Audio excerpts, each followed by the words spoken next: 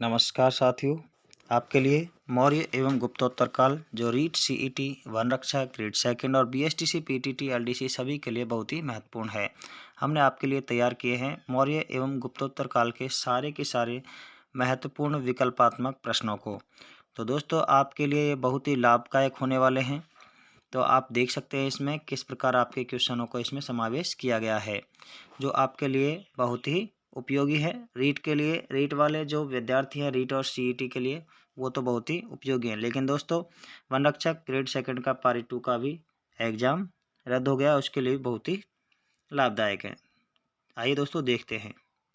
ये रहा आपके लिए पहला क्वेश्चन। बालक चंद्रगुप्त को वन में किस खेल को खेलते हुए चाणक्य ने देखा? तो दोस्तों, इसमें चाणक्य ने उसे राजकीलम खेल को खेलते हुए देखा था।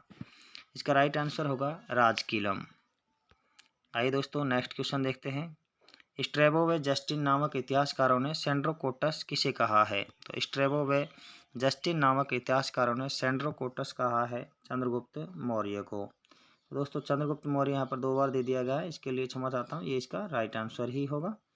चंद्रगुप्त मौर्य ही इसका राइट आंसर है। सेंड्रोकोटस स्ट्रैबो व जस्टिन ने इसे कहा है।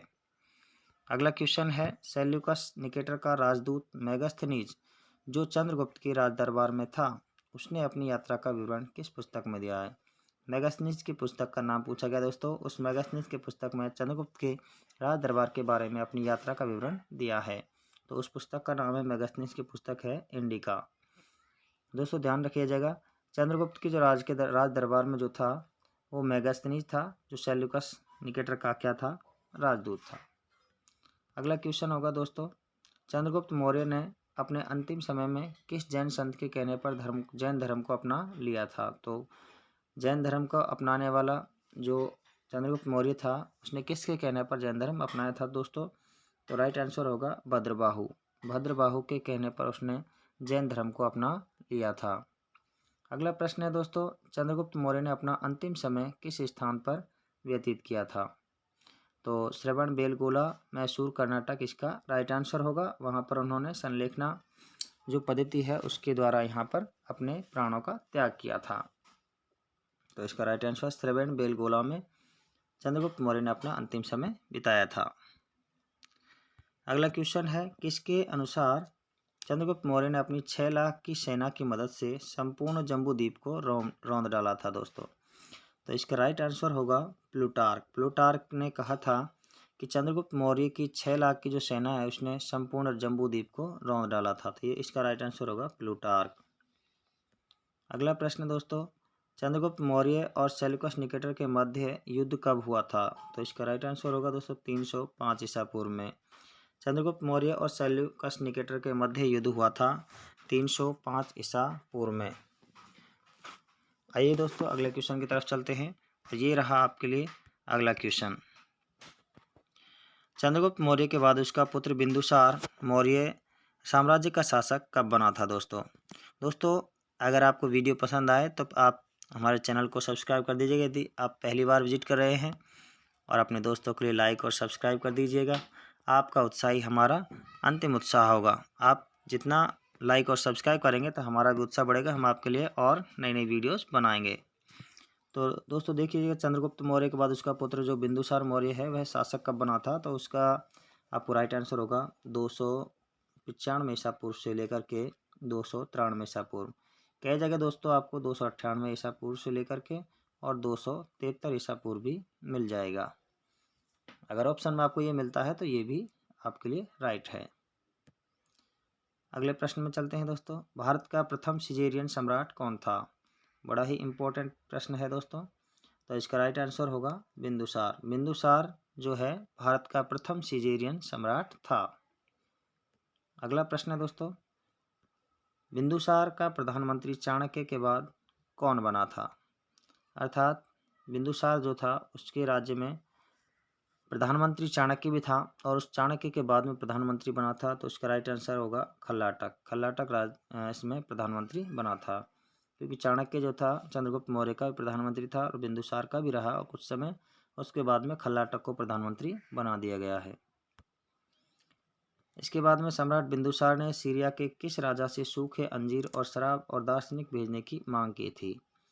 दोस्तों बिंदुसार ने ये सारी चीज़ें मांगी थी, लेकिन वहाँ से राजा एंटियोकस प्रथम इसका राइट आंसर होगा, और उसने इसके लिए राजा ने सूखे अंजीर और शराब भेज दिए, लेकिन दार्शनिक भेजने की उन्होंने मनाही कर दी, क्योंकि उनकी परंपरा के अनुसार दार्शनिक को इस प्रकार नहीं भेजा जा सकता था। अगला प्रश्न है, चाणक्य का अन्य नाम क्या था? तो चाणक्य का अन्य नाम क्या था दोस्तों? तो चाणक्य का अन्य नाम था विष्णुगुप्त। क्या नाम था?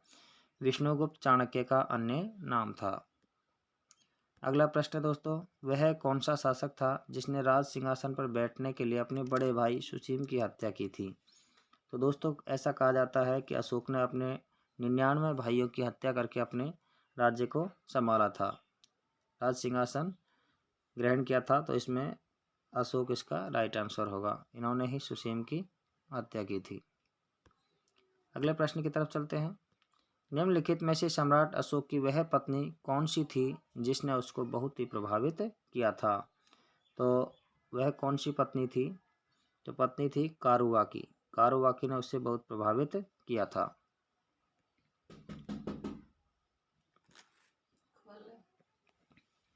तो इसका राइट आंसर होगा दोस्तों, वह कौन सी पत्नी थी? तो वह पत्नी थी कारुवाकी। तो इसका राइट आंसर होगा कारुवाकी।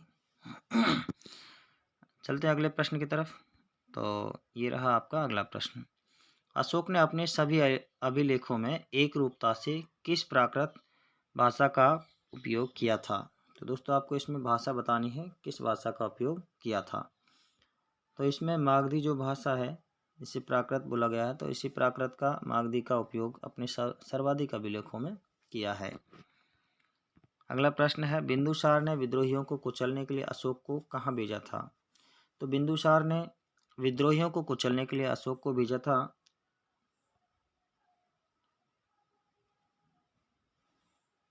ये रहा तक्षशिला। इसका राइट आंसर होगा तक्षशिला। उज्जैन इसलिए नहीं है, उज्जैन का तो ये खुद ही गवर्नर था दोस्तों। राइट आंसर होगा तक्षशिला। तक्षशिला इसका राइट आंसर है। निम्नलिखित में से वह व्यक्ति कौन है जिसका नाम देवानाम प्रियदर्शी भी था? तो उसका नाम था प्रियदर्शी, देवानाम प्रियदर्शी था। तो मौर्य सम्राट अशोक था, उसी का नाम यहाँ पर देवानाम प्रियदर्शी भी था। राइट आंसर होगा मौर्य सम्राट अशोक। अगला प्रश्न है दोस्तों, निम्नलिखित में से प्राचीनतम राजवंश कौन सा है? तो प्राचीनतम जो राजवंश है वह है यहाँ पर निम्न में से दिए गए में से मौर्य। तो आप यहाँ पर देख सकते हो दोस्तों, मैंने यहाँ पर आपको बार बार इसको रिपीट किया है। ये मौर्य काल 322 ईसा पूर्व से 185 ईसा पूर्व तक चलता है। तो आपको इसमें मौर्य काल की जो है तिथि उसको याद रखना है, कहाँ से कहाँ तक चलता है। हर बार आपको ये इसमें मिलेगा 322 ईसा पूर्व से 185 ईसा पूर्व तक। अगला प्रश्न दोस्तों, निम्नलिखित में से किसकी तुलना मैकियावेली के प्रिंस से की जाती है? तो इसका राइट आंसर होगा कौटिल्य के अर्थशास्त्र की तुलना मैकियावेली के प्रिंस से की जाती है। 322 से 185 ईसा पूर्व देख लीजिए दोस्तों, हर उसमें आपको मिल जाएगा, हर प्रश्न पर आपको यही मिलेगा, जिससे कि मौर्य काल आपको याद रह सके। 322 ईसा पूर्व से 185 ईसा पूर्व तक। तो यहाँ पर मैकियावेली के प्रिंस से जो की गई है उसकी तुलना कौटिल्य का अर्थशास्त्र है, इसका राइट आंसर कौटिल्य का अर्थशास्त्र। आगे चलते हैं दोस्तों, मौर्य साम्राज्य में प्रचलित मुद्रा का नाम क्या था? तो मौर्य साम्राज्य में जो प्रचलित मुद्रा थी उसे पण कहा जाता था। क्या कहा जाता था? पण कहा जाता था।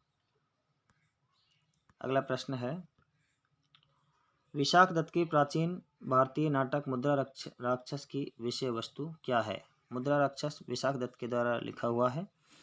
तो इसमें चंद्रगुप्त के मौर्य साम्राज्य में यानी कि समय में राज दरबार की जो दुरभिसंधियों के बारे में विवरण मिलता है वो यही है, मुद्रा राक्षस।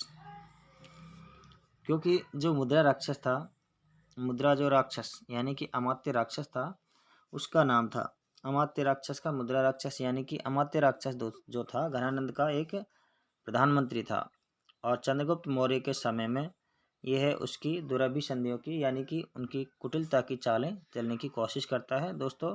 तो चाणक्य इसे पकड़ने के लिए अपनी विषय वस्तु को तैयार करता है। आगे चलते हैं, मालवा, गुजरात एवं महाराष्ट्र किस शासक ने पहली बार जीते? तो ये चंद्रगुप्त मौर्य ने इन्हें जीता था। मालवा, गुजरात एवं महाराष्ट्र इनको किस शासक ने पहली बार जीता था? तो चंद्रगुप्त मौर्य ने जीता दोस्तों। नेक्स्ट प्रश्न है, किस शासक ने सहिष्णुता, उदारता और करुणा के त्रिविध आधार पर राजवंश की स्थापना की थी? ऐसा कौन सा शासक था जिसने सहिष्णुता, उदारता और करुणा इन तीनों के आधार पर राजवंश की स्थापना की थी? तो राष्ट्र इसमें सही प्रश्न होगा, सही उत्तर होगा इसमें सम्राट अशोक। दोस्तों सम्राट अशोक ने ही अपनी सहिष्णुता, उदारता और करुणा के 3 आधार पर इस राजवंश की स्थापना की थी। इसका राइट आंसर सम्राट अशोक होगा।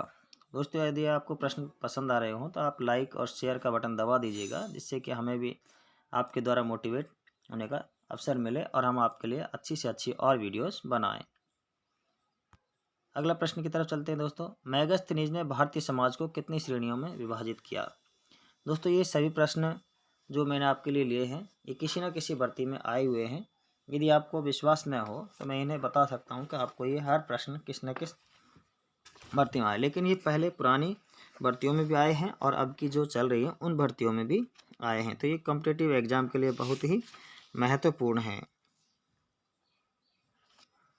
तो इसमें मेगास्थनीज ने इसे कितने भागों में बांटा था? तो दोस्तों इसे 7 भागों में बांटा था। कितने भागों में बांटा था? 7 भागों में। राइट आंसर क्या होगा? 7। अगला प्रश्न दोस्तों, पाटलिपुत्र को किस शासक ने सर्वप्रथम अपनी राजधानी बनाया था? तो पाटलिपुत्र को सर्वप्रथम किस शासक ने अपनी राजधानी बनाया था? तो दोस्तों ये बनाया था चंद्रगुप्त मौर्य ने। चंद्रगुप्त मौर्य ने इसे सर्वप्रथम अपने लिए राजधानी बनाया था इसे। आगे चलते हैं दोस्तों, ये रहा आपका अगला प्रश्न। किस अभिलेख से यह साबित होता है कि चंद्रगुप्त का प्रभाव पश्चिम भारत तक फैला हुआ था?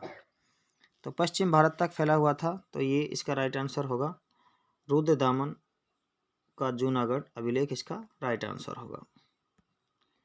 अगले प्रश्न की तरफ चलते हैं और ये रहा, केवल वह स्तंभ जिसमें अशोक ने स्वयं को मगध का सम्राट कहा है, ऐसा कौन सा स्तंभ है जिसमें अशोक ने कहा है स्वयं को अपना मगध का सम्राट? तो इसका राइट आंसर होगा बाबरू स्तंभ अभिलेख, जो यहाँ अपने जयपुर के वैराट से मिलता है। अगला प्रश्न है, सही सुमेल का चयन कीजिए। सही सुमेलित जो है उसका चयन करना है। तो देखिए यहाँ पर चंद्रगुप्त को प्रियदर्शी कहा जा सकता है क्या? नहीं, तो ये भी सही नहीं है। बिंदुसार को सेंड्रोकोटस, ये भी सही नहीं है। अशोक को अमित्रघात, ये भी सही नहीं है। तो राइट आंसर होगा डी, यानी कि चाणक्य को विष्णुगुप्त जरूर कहा जाता है। अगर हम इनमें देखें तो चंद्रगुप्त को कहा जाता है सेंड्रोकोटस। इसका राइट आंसर यहाँ हो जाएगा। बैक करके देखते हैं एक बार। देखिए अभी तो अपना राइट आंसर इसके अनुसार सही चुमेलित के अनुसार तो होगा चाणक्य को विष्णुगुप्त कहा जाता है, लेकिन हम इन्हें मिला सकते हैं। चंद्रगुप्त को कहा जाता है सेंड्रोकोटस, बिंदुसार को कहा जाता है अमित्रघात, अशोक को कहा जाता है प्रियदर्शी। अगले प्रश्न की तरफ चलते हैं। कलिंग युद्ध की विजय तथा क्षत्रियों का वर्णन अशोक के किस शिलालेख में मिलता है? कलिंग युद्ध की विजय तथा क्षत्रियों का वर्णन अशोक के किस अभिलेख में मिलता है? इसके लिए राइट आंसर होगा शिलालेख 13वें शिलालेख में इनका